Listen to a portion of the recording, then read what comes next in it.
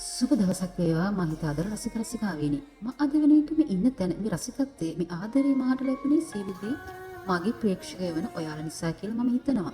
ඒ වගේම ඒ ආදරේ හැමදාම ඔයාලා මට දෙන්න බව මට විශ්වාසයි. මම මේ පෝස්ට් එක දාන්නේ ඔබ සියලු දෙනා දැනුවත් කිරීමට පමණක් වන අතර කිසිදු කෙනෙක්ට අපහාසයක් හෝ අපහසුතාවයකට පත් කිරීමට නොව. මා ගැන දැනුම් පෝස්ට් එකක් නිසා මට ඇති වූ අපහසුතාවය සහ මගේ දෙමාපියන් ඒ නිසා වූ අපහසුතාවය නිසාම පමණකි. 2025 3/7 වන දින මායාවී ටෙලි නාට්‍යයේ වැඩ කිරීමට යෙදී තිබුණි.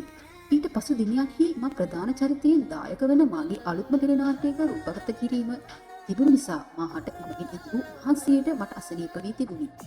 එසේ තියා රාජකාරිය දේවකාරිය කියා සිතා මාහට යෙදී තිබුණු දිනයට පැමිණියේය. නමුත් එදින මට අපහසුතාවයක් සහ අසනීප තත්ත්වයක් දැනුන නිසා මට නාට්‍ය නිෂ්පාදකතුමාට ඒ දැනුවත් කර සිටියේ මාහට අසනීප නිසා මාහට දින දෙකක නිවාඩු කාලයක් දෙන ලෙස ඉල්ලාය. ඒ අනුව මා ඒමට යෙදී තිබුණේ මාර්තු මාස 10 වන දිනය. මා සිතනවා මාහට ඇති අසනීප තත්ත්වය මා දැනුවත් කර සිටියද මා ඒ අසනීප තත්ත්වය කුමක්ද කියා දැනුවත් කිරීමට අවශ්‍ය නොමැති බව. මොකද එය පෞද්ගලික මතයක් නිසා. මාර්තු මාස 10 වන දින ආපසු ඒමට යද්දී තමා දැක්කේ මා ගැන Facebook පිටුවක පළවු සටහන. ඒ සටහන් වූයේ තුෂේනි මියුරංගී ඉක්මනින් මායාවී නාට්‍ය කණ්ඩායම අමතන බව කියාය. එසේ කිරීමෙන් බලාපොරොත්තු වන දේ මාහට තාම සිතා ගන්නට නොහැකි. එය මා ආදරය මා සමග දිවේ බෙදා ගන්නා මාගේ සහෝදර සහෝදරියන්ද මා ඇති බව මම දැක කලකිරුණි. දුක සැප බෙදාගත ඔවුන් එසේ කළේ ඇයිද යන්න මා දන්නේ නැත. මන්ද ඔවුන් මට එකදු හෝ පණිවිඩයක් දුරකථනයට එවා නැත.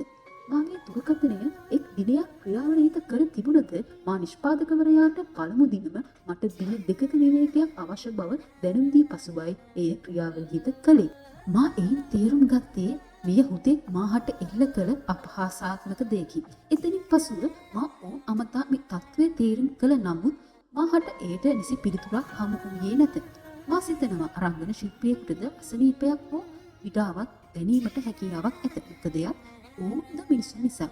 නමුත් මාහට ආරංචි වූයේ මා වෙනුවට වෙන අයෙක් මේ වෙනුවෙන් ඉදා වැඩ කටයුතු කරගෙන යන බවයි. එය මාහට කිසිදු විතරිවීමක් නැත. මාහට ඇත්තේ මාගත් දින දෙකට ඔවුන් ඒ තරම් දෙයක් කිරීමට අවශ්‍ය වුණාද යන්නයි. අසනීපයක් නම් කාරුණිකව බැලීම ඔවුන්ගේ මනුෂ්‍යකමය. මේ පෝස්ට් එක මගින් ඇති වූ අපහසුතාවය මා සහ මාගේ පවුලේ අය දනි. එමගින් විශාල සමාජ මාධ්‍ය ගණනාවක මා ගැන මට ප්‍රචාරය ලැබුණි.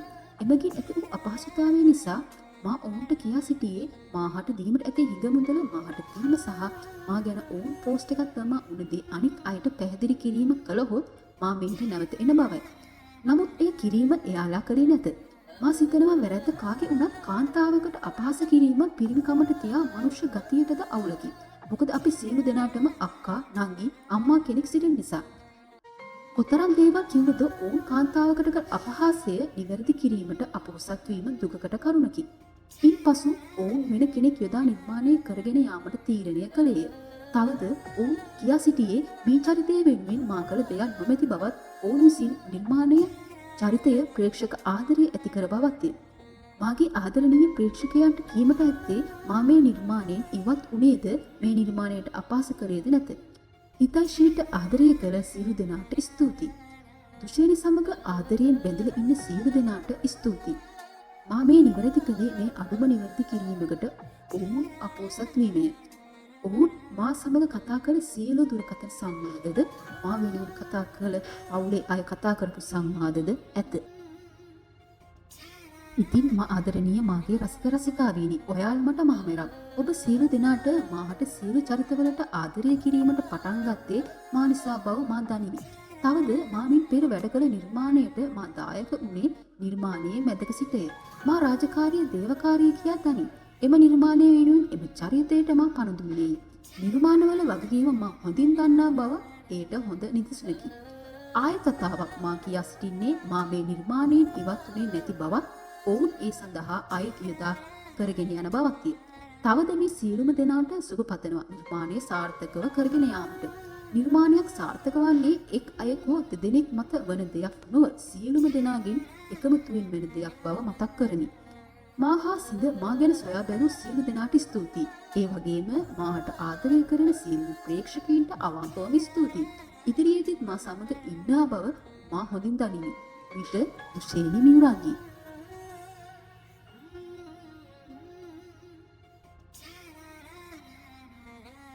මායාවී තුළින් දුෂේනි මියුරන්ගේ ඉවත් කිරීම පිළිබඳ සැබෑ සිදුවීම. මේ වන විට ඉමහත් ජනප්‍රියත්වයට පත්ව තිබෙන මායාවී ටෙලි නාට්‍ය තුළ ප්‍රධාන රංගන ශිල්පිනිය ලෙස කටයුතු කළ දුෂේනි මියුරන්ගේ දිගින් දිගටම ඇයගේ පෞද්ගලික ප්‍රශ්න මත රූපගත කිරීම සඳහා එසි පරිදි සහභාගී නොවීම හා මගහැරීම නිසා නිර්මාණයට සිදු වූ හානිය මත අවසන් වශයෙන් ඇය ඉවත් කිරීමට සිදුවිය.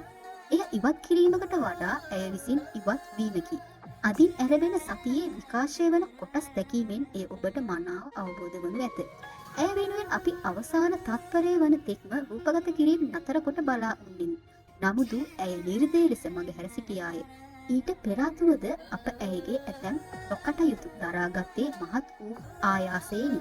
ඒ සිදුවීම් වලින් එක් දෙයක් සරල වශයෙන් දන්වන්නේ නම් ඇය රූගත කිරීම සඳහා වෑන් රථයට ගොඩ වූ තැන සිට රූගත කිරීම අවසන් වන තෙක් ඇගේ පෙම්වතා විසින් වීඩියෝ ඇමතුම්වල රැඳී සිටිමින් රූගත කරන දර්ශන දෙස බලා සිට ඇය සංකල්පගේ අතින් ඇලූ වැළඳ ගැනීමක් සිදු වුවහොත් දාල පුද්ගලයා විසින් දුෂේනීට කතා කොට පැය ගණන් ඉතා පහත් ලෙස බනිමින් රණ්ඩු වීම දිගින් දිගට සිදුවිය. එවැනි අවස්ථා 30කට වැඩි වාර ගණනක් ඇය එක්වරම දර්ශන තලයෙන් පිටව ගිය බව නළුනිලියන්ට සේම තාක්ෂණ ශිල්පීන්ටද රහසක් නොවේ. ඒ ඇයට තව දුරටත් වැඩ කිරීමට මානසිකත්වයක් නොමැති බව පවසමින්ය. එසේ ගිය අවස්ථා කිහිපයකදීම ඇය නැවත රූගත කිරීම සඳහා පැමිණියේ සති 2-3කට පසුවය. ඇතැම් අවස්ථාවල නාලිකාවට එපිසෝඩ් ලබා දීමට නොහැකි වීම මත ඇයගේ කුණෑගල නිවසට ගොස් බැගෑපත් වී අපගේ වාහනවලින් ඇය රැගෙන ආ අවස්ථා බොහෝය. ඒ කිසිවක් සිදු වූයේ අපගේවත් අනිකුත් ශිල්පීන්ගේවත් වරදින් නොව ඇගේ පෞද්ගලික ප්‍රශ්න මතය. තවත් බොහෝ දේ ලිවීමට තිබුණද මා ඒ සටහන් නොකරන්නේ ඇය රංගන ශිල්පිනියක් කිරීම සඳහා මූලික අඩිතාලම දැමූ අධ්‍යක්ෂකවරයා වශයෙන් ඇයව අපහසුතාවයට පත් කිරීමට පෞද්ගලික කිසිදු අවශ්‍යතාවයක් මට නොමැති බැවින් හා අප වැදගත් ලෙස විශ්‍රේෂය තුළ රැඳී සිටින බැවින්ය. එහෙත් ඇය FB තුළ දැමූ අසනීපය මත දින දෙකක් ඉල්ලූ බව කියන කතාන්තරයේ ඇසුරේ මේ සටහන නොතබා සිටින්නට නොහැකි විය. ඇය ඒ සඳහන් කරන දින උදෑසන දුරකථන ඇමතුමක් හරහා සිදු වූ ගැටුමක් මත ඇය උදෑසන 8ට පැමිණ 12:45ට පමණ පිටව ගියේ ගෙදරට ටිකක් ගිහින් එන්නම් බව කියාය. ඒ නික්ම යාමට අද උදෑසන වන තෙක් ඇයව සම්බන්ධ කර ගැනීමට අපට නොහැකි විය. අවසාන කිසිවක් කරන්නට නොහැකි තැන සහාය අධ්‍යක්ෂක FB පණිවිඩයක පළ කළේ තවදුරටත් රූපගත කිරීමට නොහැකි වූහොත් නාට්‍ය පෙන්වීමට නොහැකි වටපිටාවකය. ඊට පෙර දුෂේනී අවස්ථා 31කදී අප අපහසුතාවයට පත් කළ බව ඇයට අමතකව තිබීම කනගාටුවට කරුණකි. හිතවත් දුෂේනීට කියන්නට ඇත්තේ ඔබේ හදවතට තට්ටු කර සත්‍ය වශයෙන්ම පසුගිය මාස කිහිපය තුළ සිදු වූ සිදුවීම් සිදු වූයේ අපේ වැරදි මතද නැත්නම් ඔබේ පෞද්ගලික ප්‍රශ්න මතද කියා අසා දැනගන්නා ලෙසයි. මායාවී නාට්‍යයට ඔබ යෝජනා වන අවස්ථාවේ මාගේ හිතවත් අධ්‍යක්ෂකවරුන් නිෂ්පාදන කළමනාකරුවන් මට දිගින් දිගටම කතා කොට දුෂේනි ගන්නට නම් එපා කියා අවවාද කළේ ඇයත් ඇගේ පෙම්වතත් නිර්මාණවලට දෙන වදය පහදා දෙමිනි. එවැනි වටපිටාවකවත් මා දුෂේනීව සම්බන්ධ කරගත්තේ ඇගේ පළමු අධ්‍යක්ෂක වන මටවත් මාගේ නිර්මාණයටවත් මහේෂ් රස්සල මහතාටවත් ඇය අසාධාරණයක් නොකරාවි යන විශ්වාසයෙනි. ඒ විශ්වාසය ඔබ බිඳ දැමුවේ කෙසේද කියා තවමත් මට සිතා ගැනීමට නොහැකිය. ආදරණීය ප්‍රේක්ෂක ඔබට හිතයිශී වෙනස් වීමෙන් ය අසාධාරණයක් සිදු වූවා නම් මාහා මහේෂ් රස්සල මහතා රංගන ශිල්පීන් හා සියලුම ශිල්පිනියන් වෙනුවෙන් සමාව ඉල්ලා සිටිමු. සිදු වූ ඇතැම් කිව නොහැකි සිදුවීම් තවදුරටත් දරා ගැනීමට නොහැකි නිසායි ඇය ඉවත් කිරීමට සිදු වූයේ. සැබවින්ම ඒ ඉවත් කිරීමකට වඩා නාට්‍ය පවත්වාගෙන යාමට අපට ගත හැකිව තිබූ අවසන් සිදුමයි. ඒ තීරණය නොවන්නට මේ සතියේ සිටම මායාවී විකාශය වීම නතර වීමට ඉඩ තිබුණි. එමෙන්ම ඇයගේ අක්‍රමවත් වැඩ පිළිවෙල නිසා අනෙකුත් රංගන ශිල්පීන්ට සිදු වූ අපහසුතා කෙතෙක්ද? ඔබ දර්ශන තලයට එනතෙක් ප්‍රවීණ රංගන ශිල්පීන් බලා සිටින වාර ගණන කොතරම්ද? එමෙන්ම ඔබේ චර්යාව නිසා රංගන ශිල්පීන් ශිල්පිනියන්ට සේම සාමාන්‍ය සේවකයෙකුද වැටුප් අහිමි වූ දින ගණන දන්නවාද? මෙම මායාවී කතාව ගොඩනැගුවේ මහේෂ් සසර මදුමහරජ් මහතාට ඔබ නිසා පිටපත් 13 වතාවක් සංශෝධනය කිරීමට සිදු වූ අතර ඔබ එනතෙක් අතුරු පිටපතක්ද රචනා කිරීමටද ඔහුට සිදු විය. ඒ සඳහා සමස්ත නාට්‍ය කණ්ඩායම සේම අදාළ අනිකුත් පාර්ශවයන්ද සාක්ෂි දරනු ඇත. එමෙන්ම දුෂේනිගේ අසත්‍ය පුවතින් කම්පා වූ මා ඔබෙන් ගෞරවයෙන් ඉල්ලා සිටින්නේ අවසන් කාලය තුල ඇය වැඩ කළ අනිකුත් නිර්මාණයන්හි ශිල්පීන්ගෙන් ඇගේ හැසිරීම පිළිබඳ සොයා බලන ලෙසයි. එවිට ඔබට සත්‍ය සිදුවීම තේරුම් ගැනීමට හැකිවනු ඇති බවට මම විශ්වාස කරමි. සමාවෙන්න ආදරණීය ප්‍රේක්ෂකයනි, ඔබට සිදු වූ අපහසුතාවයට එහෙත් මහේෂ් සස්සර මහතා මා ඇතුළු ශිල්පීන් විශ්වාස කර අපගේ බලවත් ඉල්ලීම පිට හිතෛෂී චරිතය බාරගත් ජනප්‍රිය ශිල්පිනිය විසින් එම චරිතයට ඉහළ සාධාරණයක් කරමින් ඔබේ ආදරය දිනා ගන්නා බවට අප තුළ ප්‍රබල විශ්වාසයක් වේ. එමෙන්ම අපගේ ඒ ඉල්ලීම මත ආදරණීය ප්‍රේක්ෂකයන් වෙනුවෙන් හිතෛෂී චරිතය බාරගත් එම ශිල්පිනියට අපගේ ගෞරවනීය ස්තුතිය පුද කරමි. එසේම මේ සියලු කරදර අභිමුවද අප සමග උන් අපේ නනුනිලි කැලට ගෞරවයත් ස්තුතියත් පුද කරමි. පාරදිගේ නාට්‍යයටත් ඔය දේම කළා. නිෂ්පාදකයා විදින පාඩුව අධ්‍යක්ෂක ඇතුළු අනෙකුත් ශිල්පීන් විදින අපහසුතාවය ගැන මේ අයට කිසිදු තැකීමක් නැහැ. ස්වභාව ධර්මය එයාට නිසිදඩුවම් දෙවි. එදාට තීරේවි තමන් කළ දේ හරිද වැරදිද කියලා. ඔච්චර හොඳට රඟපෑවත් කොච්චර ලස්සන වුණත් විඩියක් නැත්තම් එයාගෙන් ඇති වැඩක් නැහැ. සඳුන් රාජකරුණ, මහේෂ් සස්සර මధుමාරච්චි, ලලිත් වසන්ත කියන්නේ ශ්‍රේෂ්ඨයේ නමක් තියාගෙන ඉන්න දැවැන්තිය තුන්දෙනෙක්. ඔවුන් කවදාවත් තමන්ගේ නිර්මාණයකට හානි කරගන්නේ නැහැ. කරන්නම දෙයක් නැතිකමට මේ දේ කරන්න ඇති. මොකද පාරදිගේ නාට්‍යයට දීපු වද ටික මට හොඳට මතකයි. පාරදිගේ ප්‍රේක්ෂකයන්ට සාධාරණයක් කරන්න ඕන නිසා මම පුදුම ඉවසීමෙන් වැඩ කළේ. ඒත් අන්තිමට ඒ නාට්‍යයක් දාලා ගියා. දුර්කථනයටවත් ආස කළේ නැහැ.